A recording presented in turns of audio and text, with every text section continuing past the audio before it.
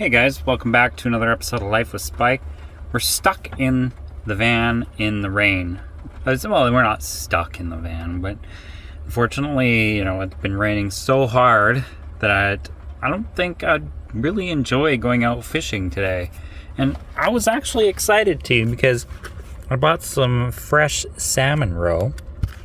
It's just thawing out, which I think it actually is ready. I'm going to take half this out, put half of it back in the freezer just in case I don't use it all. But we're going to take this down to the Capilino River one day, hopefully tomorrow or the next day, and we're going to try our luck at some king salmon. This is like a borax solution so that this can stay in the freezer for a year or two. Probably end up using it all because not only can I use it here in the Capilino, I can also take it to the Stave River and also try my luck at Coho. That's kind of exciting.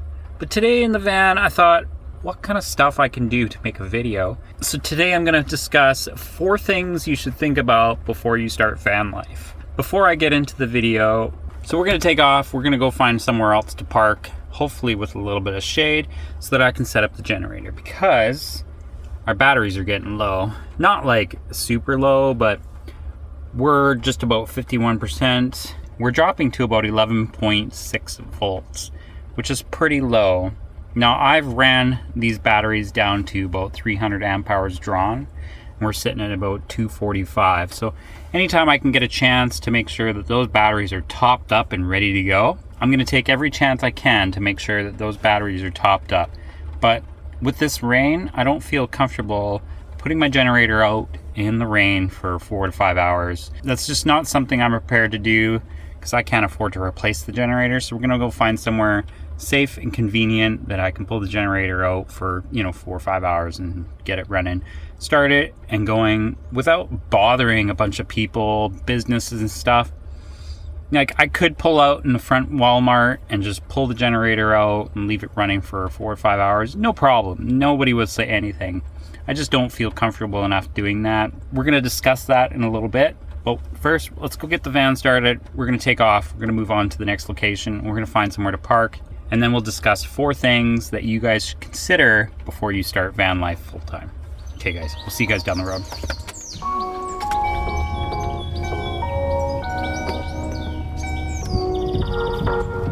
Head west on 3rd Street west toward Boyd Avenue, then turn right onto Boyd Avenue.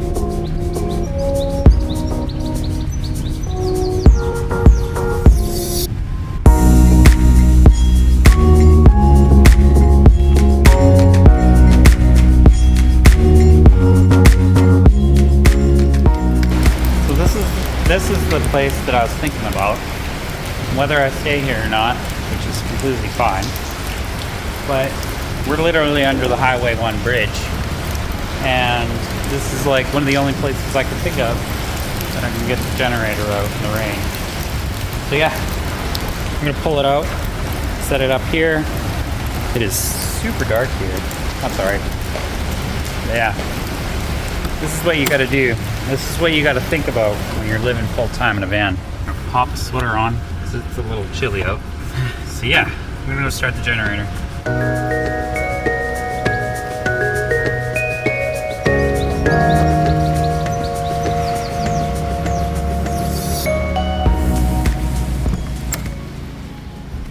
Alright, got the generator running. That was quite the task. It's ready to go.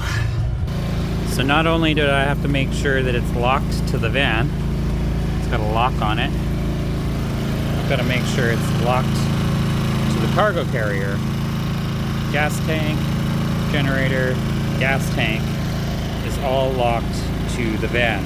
So they've got to cut through like 2 or 3 locks just to get something loose, which will make a lot of racket, a lot of noise, and it'll shake the van. So I'll be able to tell if somebody's trying to get at my generator. So yeah, that is number 1 on my list. So if you're in the van and you're winter camping and you've got a generator or you need a way to charge your batteries, you need an easy way to set up a generator or an easier way to set up a generator. Now it'd be fun and really cool to attach one of those APU units that you'd find on semi trucks. They use to, when they're parked, they use to keep their van warm when they're sleeping in it. What, $10,000? But they put out a lot more power than, say, my little generator back here. It's only 2,000 watts. They probably run like 5,000 watt generators on the side of their thing. And it's also fueled by diesel, plugs right into their diesel tanks, so they don't have to do any jerry cans, no filling of gas tanks, no nothing. It's just ready to go. You flip the switch, everything's there. Now that being said, if you lived in an RV, like one of those RVs, you've got those big panels on the side, eh? So you could remove, say, the fridge or the RV's furnace, because it's a open flame, so I think it's a moisture producing furnace, like those propane, those old cheap ones. So what you'd want to do is you want to rip those out, put a diesel heater in like I've got, and then you install a generator in the compartment. So what you got to do is you got to seal it so that it's protected. It's fireproof, so if the generator has a problem and it starts on fire, it's not going to start your RV on fire. And 3, it's got to be plumbed properly so that it's either plumbed into the diesel tank or the gas tank that you're running on, or anything like that. Now, I don't have a little compartment that is, you know, outside door, which would be great. One for the diesel heater, or 1 for the diesel heater gas tank, 2 for the propane tank, which we'll get into in a bit, and 3 for the generator, a little compartment that you can put a generator on. There's another way you could probably do it, is you can mount the generator up below underneath the van. But I don't know all the logistics and whether you're gonna have mud flying at it and water flying at it, so you've got to protect all your electronics in the generator. So that's something you really need to consider. But if you could build some sort of box, plumb fresh oxygen into it, and exhaust that heat, then you'll have yourself a perfect functioning generator built into your van. And that would be so much better than what I'm using right now. It has been cold like most of the day. Usually I'm not running the diesel heater here in Vancouver all day, but today's kind of one of those days where she's a little chilly outside. 4 degrees. I think that's the coldest I've seen here so far in Vancouver. Anyways, so now that I've talked about the generator, I have another solution for van lifers. Now, if you end up living in a van like this and you have no space for a generator for a permanent install, and you don't want to have a big cargo rack on the back like I've got right now, which is only temporary, my permanent solution in the future, I'd like to take one of those boxes that get put on the bumper that swings out, and I'd like a fabricator to convert maybe a portion of that, get a smaller generator, a smaller footprint, have it plumbed so there's fresh air intake without getting water in it, and have it plumbed so the exhaust is exited from the box. So that way all you have to do is you go in, you add your fuel, you know, a little jerry can, 10-liter jerry can or something that sits beside it. You can fill the jerry can into the generator, and it is perfectly mounted in there. And then you get a little remote switch, and you mount it on the wall of your van, and all you have to do is flick a switch. You go blip, starts up the generator in the back, charges your van. You can even do it while you're driving, not that you'd really want to. Also be considering that you'd want to only utilize the engine to charge the batteries, not the engine and the generator at the same time. You could potentially, but like for example, right now, if I tried to charge with the 60 amps and then you got 25 amps, one's Renogy, one is Victron, they don't communicate together very well. So you can't just add 30 to 60 and get 90 amps into those batteries. It doesn't work like that unless you're running a Victron system.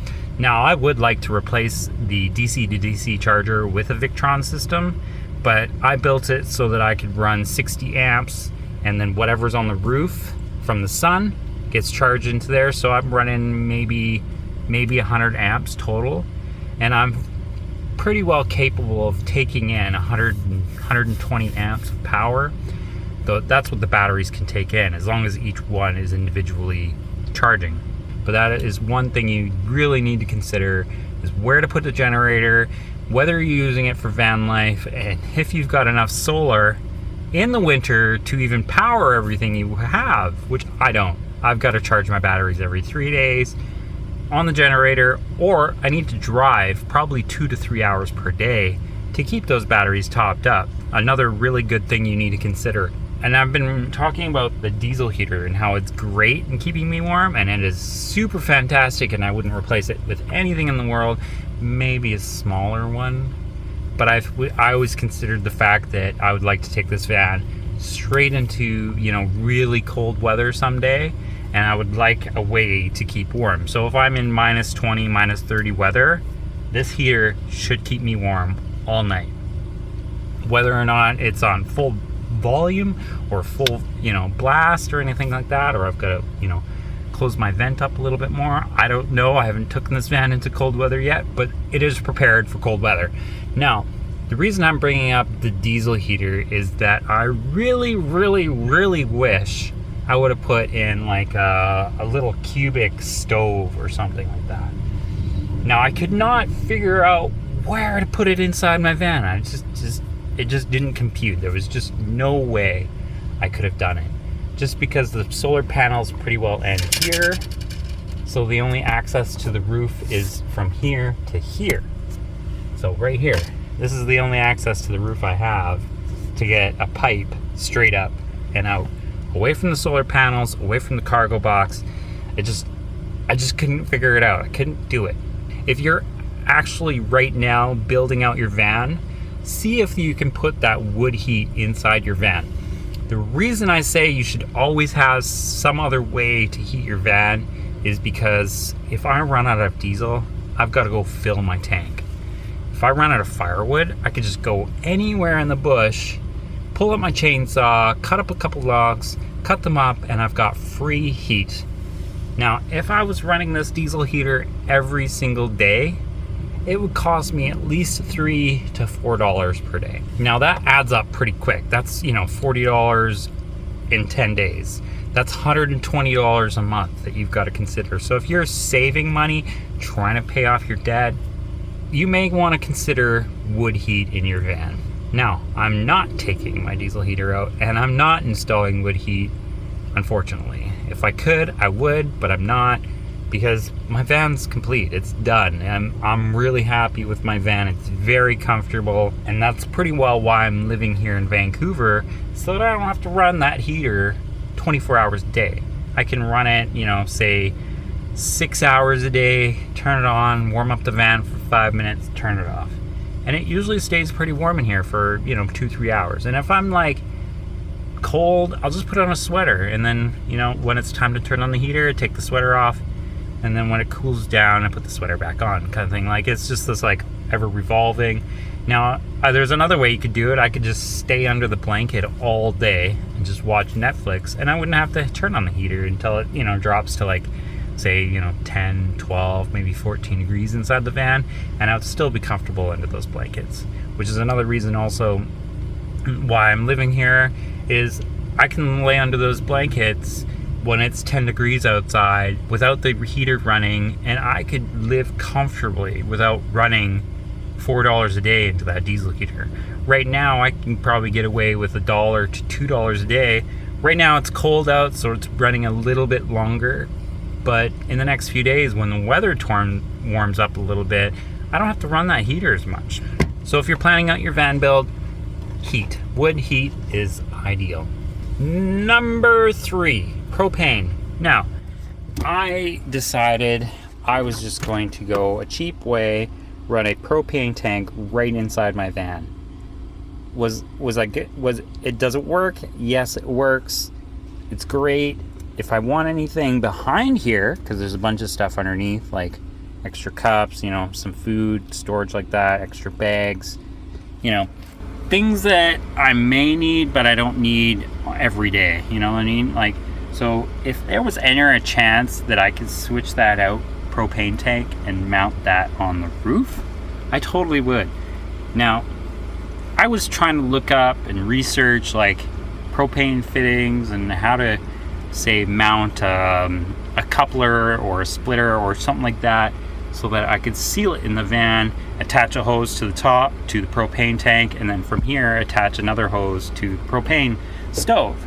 That would have been great, but I just could not find an easy solution to do it.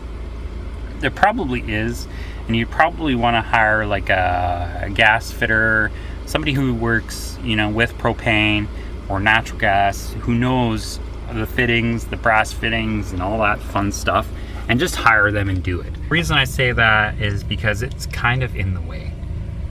Now, I'm okay with it. I'm gonna live around it. I'm totally completely fine with it. I'm still gonna stay with this.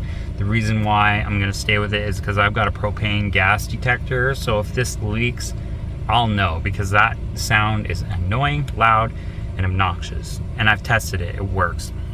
And it's plugged directly into the batteries. There's no like 9-volt battery that I need to change.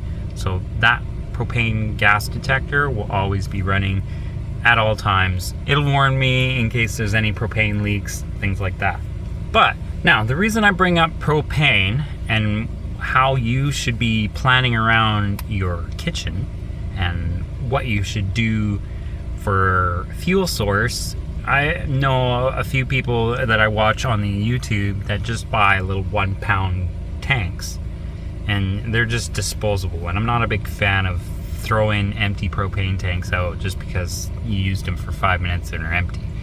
You could refill them, but that's kind of dangerous, right? Especially if you're living in a van, one leaks, one's broken, and you try and fill it and explode. I don't know. All that fun stuff just does not sound fun to me. That's why I went with the single big tank.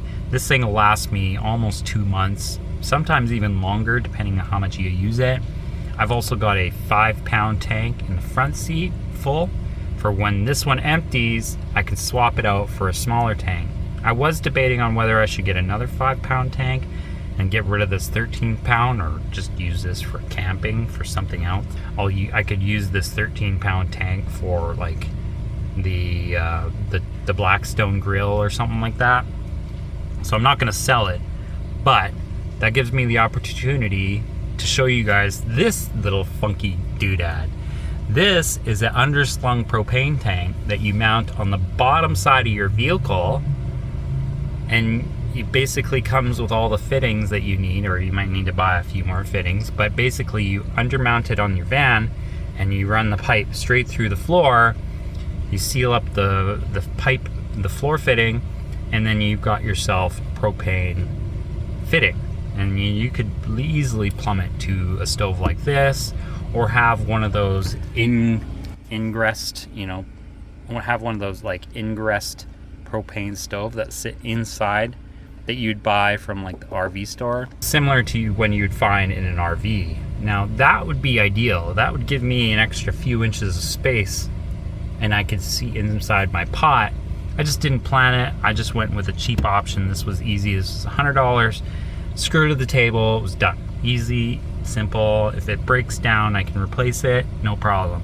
But the other option I should have considered was the one that sits inside the wood, and it just comes with like cover top. I guess it would give me more countertop space when I'm not cooking, but at the same time, I'm okay with this. But I'm gonna give you that option. You can go find an underslung propane tank for your van, RV, or whatever.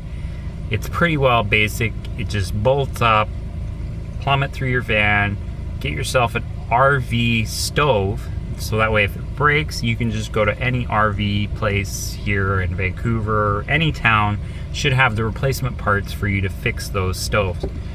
Whereas this one, if it breaks, I just buy a new one and replace it. Unless it's like a specific part that Coleman sells, I can just replace it and fix it. So there you go. That's a nice solution. It is also a great segue back into our fourth suggestion. If you're building out your van, you also need to think of an outdoor kitchen. I didn't really plan an outdoor kitchen. I just grabbed a table, a small little grill, like a little propane stove that I can just pull out, throw on a picnic table, set it up, throw the 5-pound tank out there, and I don't have to worry about touching this propane setup. I've got a whole nother system that I can run a third burner around my van. The only problem with that is I need to find a picnic table, or I need to pull out my little table and set it up, which is fine. However, when you're considering living in a van and using it maybe once or twice a day, it kind of gets a little bit troublesome to pull it out, set it up, and then wait for it to cool down, pack it up, and put it away. So if there's a way that you can build a little slide-out drawer with your stove built into it right away, right off the bat, and even plumb it straight into the propane tank that you just installed under your van, that would be so ideal.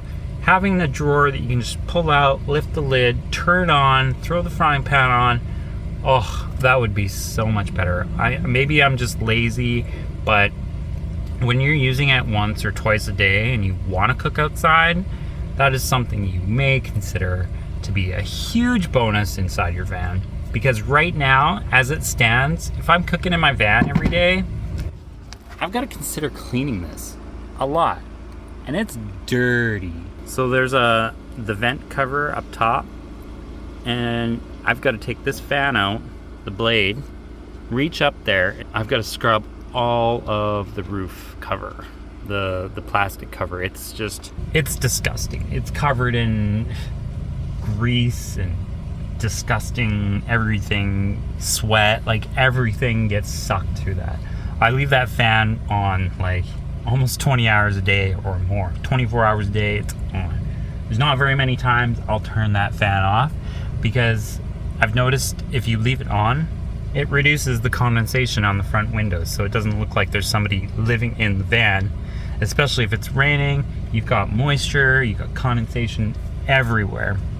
So that's something I use every single day. It's this fan, and it's disgusting. So if you can have any chance you can cook outside, is amazing. The other thing you could do is, instead of sucking air up and out, is you blow cold air in. When you suck air in, it creates a positive pressure inside the van, so the air has got to escape somewhere else. So whether it's the back window or the two front side windows, it's got to go out that way. So there might not be as many cooking greases up in this little area. So I don't know, it's just something to think about if you're going to be cooking outside a lot, or if you don't want to cook outside a lot. That's just something you need to be aware of. Dirty fans, dirty vents. That's all I gotta say. Now the last thing is kind of optional, but it is still something very important that I thought would be a great discussion to think about. So this is number 5 on my list of things you may want to consider doing before starting van life. Now, I just saw this, I think it was yesterday, I saw this YouTube short or something like that. He had the heater installed in his truck, but he had a T, like a T vent. So basically you can flip it from left to right or half and half. So you can put your heat into one location and then exhaust your heat into another location, which is an amazing idea for having a heat source outside. I would also consider adding another propane fitting somewhere in your van, if you have the space, for a outdoor shower. So like a Joule Club box, like a on-demand water heater. When you mount that, have it plumbed into your propane tank that's mounted under your van. So you've got 3 devices on your propane tank. You got your shower, your main stove, and your outdoor kitchen. So if you can manage to get all 3 of those on one propane tank, that would be so much better. You could even consider getting a propane heater that runs just like the diesel heater, but it runs strictly off propane. That would be something to consider as well. Although you might burn through more propane than I do, because I could make this tank last me 2-3 months. You might only get like a month if you're running a shower, your heater, and cooking on it. So that's something to also consider, but it might still work out better because you don't have to carry a jerry can, an extra 10 liters of diesel, and this and that and everything else. You could literally have your tank underneath, but the thing that would suck is if you ran out, you would have to go and get it filled. And if you're out camping and it's empty, you have no way to plug in your spare 13-pound tank into your system because it's running off an underslung, unless there's a way to empty the 13-pound into the 12-pound that's underslung onto your van. That's just something to consider. But all right, I digress because I'm going to go back to the on-demand water heater. So if you've got an on-demand water heater running on propane, and you've got an area that you want to, say, build like a shower curtain, like one of those awnings that you attach to your roof racks. So you pull out your shower, you've got your shower head, but it's cold out. So what are you gonna do? You run your diesel heater, and you run a T into your diesel heater. So you switch it to your outdoor vent, and you run it all the way down to your shower. And while you're having your hot shower, you've got heat plumbed right into your shower curtains. And I just thought it was such an amazing idea to have a shower, not to mention having heat blowing, say, at your legs or something, so that heat rises. It keeps your little shower curtain area nice and warm. I don't know if it'll work, but I saw it and I thought it was such a brilliant idea. I thought I'd share it with you guys. But yeah, those are the things I wanted to talk about today. I know this is kind of a boring video. I was hoping to go fishing today, but it's just been raining like all day. So I'm gonna finish this video right here, guys. So thanks for watching. I hope you guys enjoyed today's video. We'll see you guys in the next episode. Peace out.